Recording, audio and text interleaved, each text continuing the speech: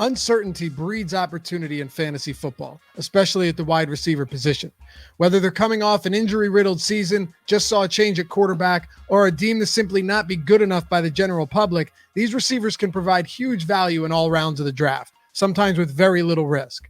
I'm Dave Loughran with Awesemo.com, counting down the top 5 under-the-radar receivers to keep on your radar for your 2021 drafts. But before we get started, hit that thumbs up, subscribe to the channel if you haven't done so yet, and let's dive into it. Breshad Perriman will be playing for his 5th team in 6 seasons in the NFL, but this might be his best opportunity to produce. The Lions lost Kenny Golladay, Marvin Jones, and Danny Amendola this offseason and replaced them with Breshad Perriman, Tyrell Williams, and drafted Amon-Ra St. Brown in the 4th round. Jared Goff takes over under center, and while he isn't exactly the most fantasy-friendly quarterback, he'll have to throw to someone. And with the Lions having the 2nd lowest win total in the NFL, we can be certain they'll have to throw at one of the league's highest clips. And outside of TJ Hockenson, who should take a big step forward in 2021, there isn't a single pass catcher on this roster who should be considered a clear number 1 ahead of Perriman. I was a huge Perriman truther coming into the league, and he's done nothing but disappoint. Outside of a 5-game stretch with Tampa Bay in 2019, where he closed out the season with an insane 506 yards and 5 touchdowns on 25 receptions and over 20 yards per catch. Perriman has proven capable of having some big games, though, and it's impossible to play in a worse offensive system than he did last year with the Jets. With an ADP in the 160s, Perriman is barely going drafted, if at all. So if your final pick ends up being the potential number 1 receiving option, even on a really bad team, who averages 16.5 yards per reception for his career and actually has 400-yard receiving games in his last 15 starts, you'd be crazy not to take a shot. Uncertainty breeds opportunity and also risk, but at his current ADP, there's virtually no risk and all upside to taking a shot on Perriman. Robby Anderson was the wide receiver 20 last season with Teddy Bridgewater under center.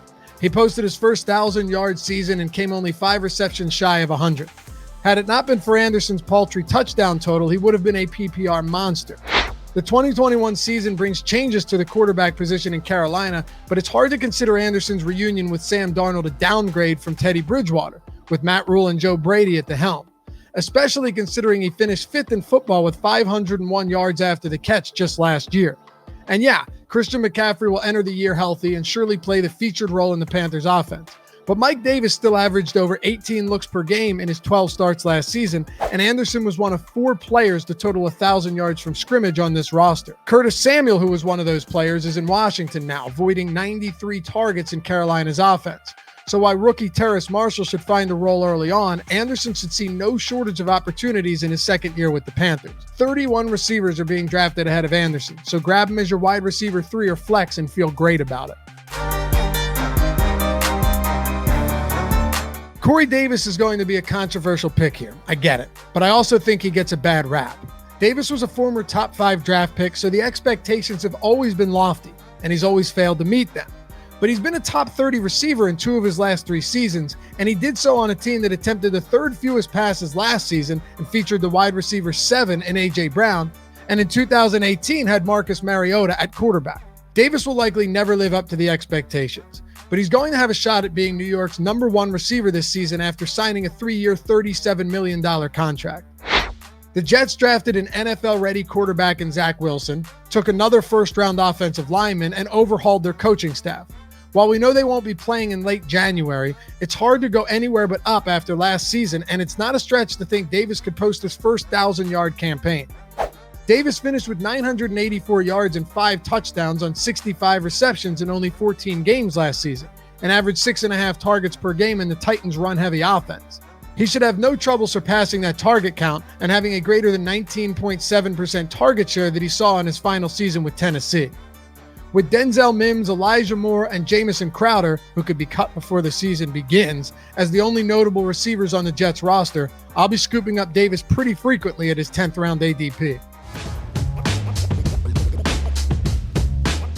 Brandin Cooks is one of my absolute favorite undervalued wide receivers heading into 2021. Before 2020, he was written off in the fantasy world after 1 bad season and has always been inaccurately labeled as injury prone. Cooks has played 93 of 96 possible regular season games since 2015. But perception doesn't always equal reality, especially in fantasy football. Cooks has eclipsed 1,000 yards receiving in 5 of his last 6 seasons, with 114 plus targets in each. He's also caught at least touchdowns in 4 of those campaigns. The big knock on Cooks, of course, is Houston's quarterback situation. Cooks has always played with good to great quarterbacking, and now he finds himself in a situation where Deshaun Watson is almost certainly never going to play another snap for the Texans, leaving us with a ton of uncertainty at the position. Consider this, though. Tyrod Taylor isn't that bad for fantasy. He finished as the QB 15, 17, and 19 in his 3 starting years with Buffalo from 2015 through 2017, and is at least competent enough to get Cooks the ball, assuming he's the opening week starter. Cooks has literally zero competition for the wide receiver 1 role in Houston, with guys like Randall Cobb, Kike Coutee, Nico Collins, and even Chris Conley posing no threat to his workload. Will Fuller's departure makes Cooks the clear alpha in this offense. So even if they aren't good, he's going to eat. And don't forget, Cooks was the wide receiver 8 in the final 5 weeks of the season last year after Fuller got suspended, and he only played in 4 of those games. You can legitimately draft Cooks as a bench player right now with his late 8th round ADP. Given his long track record of well above average production, I'm grabbing him where I can and counting on big volume to pave the way to success in 2020, despite the ugly quarterbacking situation in Houston. Before we get to our number 1 under-the-radar wide receiver for 2021, hit that like button and subscribe to the channel for all of your fantasy football and DFS needs. Who would have ever thought Julio Jones would be considered an under-the-radar receiver in 2021? But here we are. Now, I originally recorded this video only a day before Jones was traded to Tennessee, but upon revision, my opinion doesn't change much at all now that he's out of Atlanta. Sure, the Falcons threw the football a lot more than the Titans last year, but Calvin Ridley continues to emerge as a legitimately elite receiver, and Kyle Pitts should make an immediate impact in Atlanta. So they would have had plenty of viable pass-catching options this season anyway. There are several other reasons to be encouraged by Jones' landing spot, though. Even if he winds up on the same team as Derrick Henry, who carried the ball a mind-blowing 378 times in 2020. But first, let's talk about why Jones hasn't been getting the respect he deserves in drafts and why we should be targeting him. Jones dealt with a lingering hamstring injury all of last season and was active for only 9 games. This is the first time he's missed any significant stretch of games since 2013, so the narrative that he's always hurt just isn't true. Not only that, in the 7 games Jones played to completion last year, he averaged a stupid 100 yards and hauled in 73% of his targets, of which he averaged 9 per game. And if you isolate those weeks, Jones was the wide receiver 3. Since 2014, Jones has finished as the wide receiver 6, 2, 6, 7, 2, and 3, not including 2020. And the amazing part is he's managed to maintain these finishes without elite touchdown totals. So forgive me if I'm not convinced that he should drop to a 4th round ADP as the wide receiver 16. To be fair, this is where Jones was being drafted before getting traded to Tennessee, but I'm not convinced it changes much at all. Jones remains a bona fide wide receiver 1 who, outside of last year's nagging injury, has far from proven that his production is primed to fall off a cliff. And we'll see where his ADP settles in now that he's headed to the Titans, but my guess is people will still have reservations about drafting Jones much earlier than he's going now in a run-first offense that also has A.J. Brown. Here's the thing, though. If Corey Davis, who is now with the Jets, would have played 16 or even 15 games last season, he would have easily eclipsed 1,000 yards. And the Titans would have finished the year with multiple 1,000-yard receivers. And Brown only played 14 games, too. Ryan Tannehill was 5th in passer rating and 7th in passing touchdowns.